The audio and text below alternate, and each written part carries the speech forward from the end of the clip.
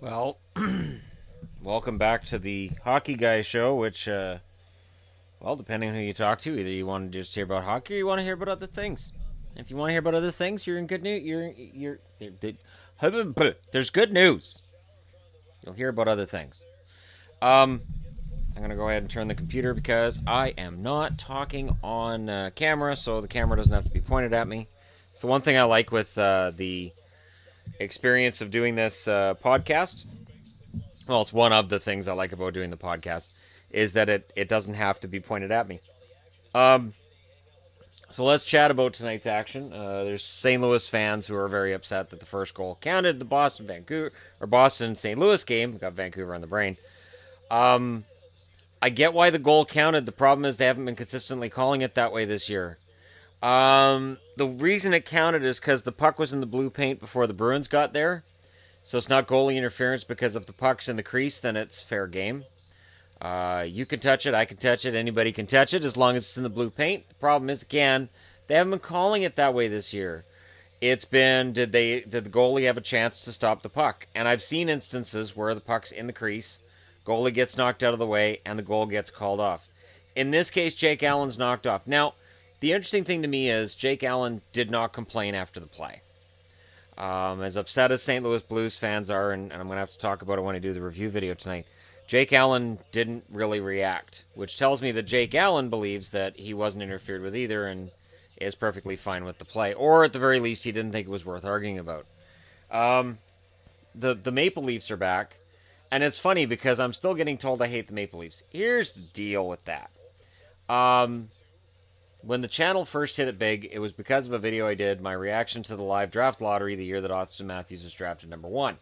Going into that draft, my belief was that there was way too much coverage of a Maple Leafs team that had been shite all year. I was very upset that all I'd heard about was the Leafs, even though they were last in the league, and all I heard about was, did they lose again tonight? And it's like, seriously, can you talk about somebody else first? Like, I don't know, a playoff team?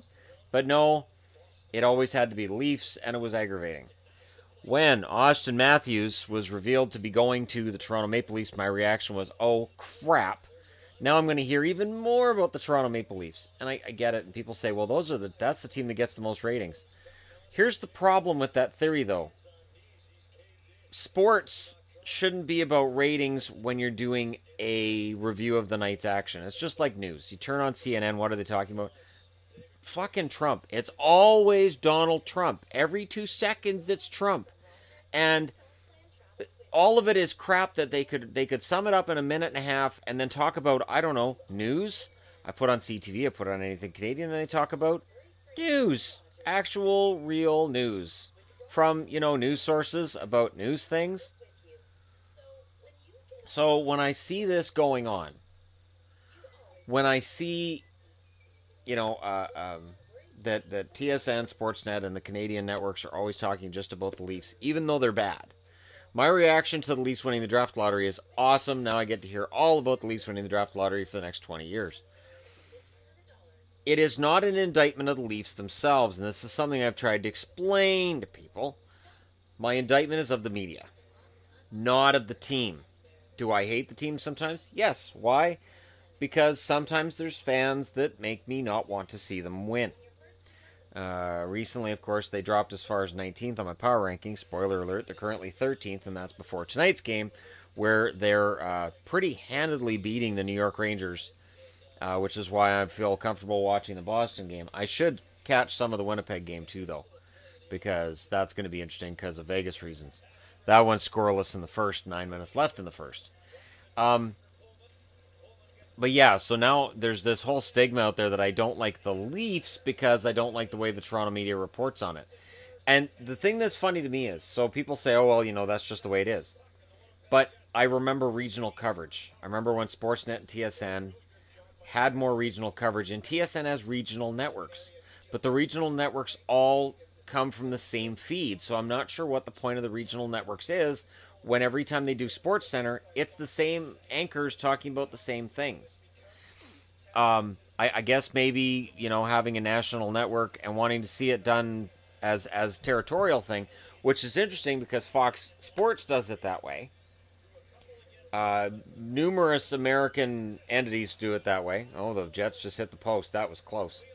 But it's like in Canada, the expectation is, well, since the Leafs are in the center of the universe, since Toronto is the most populous city, since the Toronto Maple Leafs have the most fans of any team in the NHL, and I have no debate about that, you should always talk about them first. That's weird. That's really strange. And it is to me, it's kind of like a tabloid TV thing, much like the news. You watch American news, and all you're going to hear about is Trump because they want people to watch the show and to keep tuned in. And if you talk about things like localized flooding and the odd rape and murder that go on, it's kind of boring. So for me, and I'm going to come back to my position right now on this podcast as well. You got to talk about other things. So no, I don't hate the Toronto Maple Leafs. I love Mitch Marner. Every time Marner scores a goal, I cheer for him. I'm not a huge fan of Morgan Reilly. I think there's Leafs fans that still expect something out of Reilly that I don't think he is. I don't think he's going to be defensively a defenseman that's going to get noticed for the Norris Trophy. Not going to say Vezina, I promise.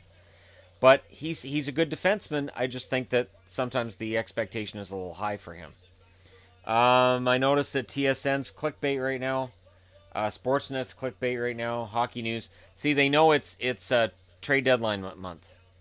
I'm trying to avoid that on the channel too. Like I'm seeing all these rumors and people keep sending me rumors. And I know I did the video on Carey Price, and it's the highest viewed video I've done in months, and it's probably one of my more profitable. I haven't looked at the actual revenue numbers, but it's probably very profitable. That being said, I don't want to do clickbait. I don't want to do video after video after video of where might Evander Kane go? Where could Max Pacioretty end up? What's going to happen with Mike Green? It's ridiculous. It's all clickbait, and we don't know. Every single year, it's the same thing. We don't know who's going to get traded, and we don't know for what. And when it comes to where guys get traded, we're very often wrong. So I don't anticipate doing a whole lot of videos on that. Every now and then I'll do a video here and there. If there's a real dilemma in terms of a big rumor or something like that, then I'll do a video. But other than that, like, there's just no point. But this is where it comes down to differences. So my Entertainment Guy channel is starting to do relatively well. The numbers are all up. I am enjoying doing videos that are non-hockey related only for the break from hockey, so I enjoy hockey more when I watch it. And tomorrow, when there's only, I think, 3 games on, or 2 or 3 games on, maybe 4. I think it might be 4. Anyways, when there's less games on, I'm able to watch movies, do other things, and take a break from it. No matter how much you enjoy any TV show, you can get sick of it. Look at The Big Bang Theory. Aren't we all sick of The Big Bang Theory? I know personally that I am. And I shouldn't be, because I really used to enjoy it. And all these reruns or episodes I used to think were really funny. All I'm left with now is Penny is Hot. That's it. But I'm left wanting to talk about this stuff on my podcast, because now I'm doing videos about both. So now I'm doing videos on both channels. I'm trying to do videos on the Entertainment Guy channel daily. And it's a bit of a challenge, but I mean, look at this podcast. It's been a while since I did my last podcast. And I apologize for that, because I'm doing an interview with the Dead soon.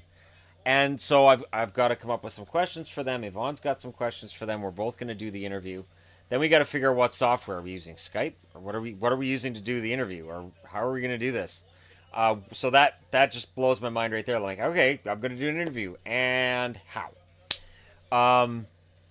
So I'm looking forward to this, and I've got some nervous excitement going on today. My brain's kind of been mush today, so I apologize if my videos have seemed rushed or mush-brained or anything like that. But I got a lot of stuff going on in my brain about this and what I want this to be. Wow.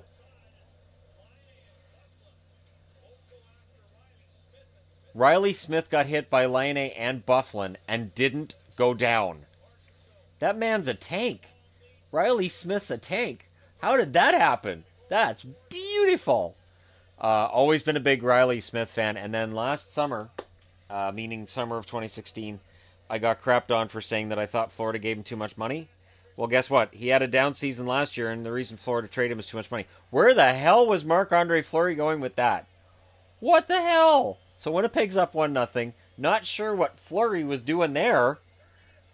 Why do goalies keep leaving the net at the wrong time? I'll get it. Don't. Oh, damn it. How? Okay, how did this happen? See, and there's three Winnipeg Jets right there, and there's three. See, if he hadn't touched it, and I'm gesturing like you guys are watching on camera. So Fleury goes behind the net, but if Fleury hadn't touched it, it would have gone to Nate Schmidt, and that puck doesn't go in the back of the net. I am floored at how often goalies are coming out right now and making dangerous plays that they don't need to.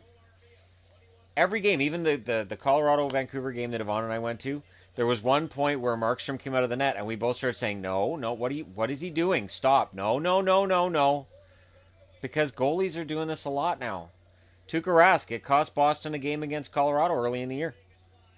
I don't understand it. But now the way Winnipeg scored first, Vegas is going to win for Vegas reasons. That's the way it works. If Winnipeg scores first, Vegas wins. If Vegas scores first, Vegas wins. If it's a tie, Vegas wins. It's just Vegas reasons. But yeah, so I'm trying to expand what I can do. Everybody, of course, refers to me as the hockey guy. This is the hockey podcast. Well, here's the thing. The Dead are from Nashville. Nashville had a pretty decent run in the last postseason, didn't they? Do you think these ladies and the gentlemen of the band might be fans of hockey? They might be. I'm going to ask them. And I thought about it today, too, where, I was getting criticized for the idea that my podcast might feature stuff that's not sports. Tim and Sid do it all the time. Or Tim and Sid will have somebody in from one sport to talk about something else. Jay Logano's on a hockey broadcast last night talking about hockey and the way hockey works now, how fast hockey is. Jay Logano's not a hockey player. What's he doing down between the benches? Well, he's down there because it works. It's fun. It's a different perspective. So if I'm talking to the band and one of them goes, yeah, I'm a huge Nashville Predators fan, then I can get into, well, when did you become fans of hockey? Did the Stanley Cup final make a difference for you guys? Did you notice, like, if you had a concert during that Stanley Cup final run, were there more people in the audience? This is the kind of thing. So if anybody's out there going, well, geez, this is going to be all over the place, you're wrong. I have the right to talk about stuff that's not hockey because Bob McCown does it too. I've seen instances where Bob McCown, who of course is on Sportsnet and does his thing every day, he'll talk about music for 5 or 10 minutes. He'll talk about stuff that's not sports related. He'll talk about his day. He'll talk about traffic. He'll talk about whatever he had to eat for breakfast. He'll talk about all kinds of things. I don't think that it's behooven upon me or betrothed to me or whatever word you want to use. Something that makes you sound fancy. I don't think it's dependent on me just talking about hockey. That's what the channel's for. This is under the guise of the hockey guy. This is as the hockeyguy.podbean.com because that's what people know me as. But this is more casual. If anybody hasn't noticed already, the language might be a little more casual than it is on the channel because I'm not worried about being demonetized and all that wonderful stuff. And my goal is simple. It's not just I want to go to Sportsnet or TSN. That's ridiculous. There are so few jobs that are out there for people from Sportsnet and TSN. To be honest, they don't need me. They would look at me and say, well, what does he bring? What does he do for us? How does it help us to bring him in? And while fans of my channel and fans of this podcast might say, hey, Shannon, you got a lot to offer. To Sportsnet, I wouldn't until something happens where I genuinely prove that I have something to offer. So I have to keep my eyes open for different media opportunities. So if I ended up doing the Hockey Guy channel on YouTube and then having a side gig where I'm writing the odd articles here and there or doing interviews here and there for a music website or a music magazine, bonus. I have no problem with that. The other part that I find funny too is the complaint about metal. So it was commented on that, all I listen to is metal and I don't like metal. it's not just metal, and it's funny because people just look at the name of the band and they go, "Oh, metal." I don't even consider Tool metal. I don't consider the Dead metal. They're more punk, but there's a lot of rock and roll there. And at the concert, Stone Sour, Hailstorm, and the Dead's referred to themselves as rock and roll. They didn't say thanks for coming to our metal show. This isn't Voivod. This isn't Megadeth. This isn't Anthrax. These are rock bands. You listen to "I Miss the Misery" by Hailstorm. It is a fantastic rock song. Even Lacuna Coil to me is they're melodic metal, but they're pretty mainstream. So I'm really excited about what I'm going to be able to do and what's going to happen. And to the members of the Dead's, if you're listening, again, I'm trying to come up with how this is going to work and how I'm going to make it work. And once I've got that all figured out, then I will be in contact with the band and we'll figure something out. I'm just floored and I'm flattered and I'm honored to be able to talk to the band. And yeah, we'll see what goes on from here. But I'm very excited. Nervous. My brain, like I said, has been all over the place today, but I'm excited, and I'm glad you guys are a part of it. I hope everybody that's listening to this is watching the hockey games tonight because they're fun. And if you're not, I hope you're watching something else fun or doing something else fun. But yeah, I just wanted to touch base, put out a quick little blurb here to you fine people, and let you know what's going on with me. And, just to say I haven't forgot the podcast. I'm very excited about the podcast. I'm also excited because it's not Jersey Christmas again tonight. There are 2 more jerseys coming. I couldn't get the Quebec one because they were sold out. So there's a different jersey coming, which I didn't technically have on the shelf, but it's a jersey I had 25 years ago that's just vanished. It disappeared from my collection at some point. I'm not going to accuse my ex-wife of getting rid of it because I'm pretty sure I left it at my mother's and I don't know what happened to it from there. I'm not going to accuse my mother of getting rid of it because there's no reason for her to get rid of it. It just vanished. Maybe moths got into it. I don't know. But it's an old-fashioned Flames jersey. And the reason that I had a Flames jersey, the first jerseys I collected were Boston, Vancouver, and Dallas, is because when I created my own hockey league, the teams that I played for as a fictional player were Vancouver and Calgary. So, and then Minnesota was the 3rd jersey that I got. No, Boston was the 3rd jersey that I got. Because I remember Vancouver, Boston, Calgary, but I think I'm wrong. I think it was Vancouver, Calgary, Boston. And because I played Vancouver, Calgary, and then I traded myself to Boston, and I played for Boston, so I got a Boston sweater. And then Minnesota was my 4th jersey, and that was the organization I sent myself to before I retired. And as Dallas. They were Dallas when I got there. I'd always liked Minnesota, though.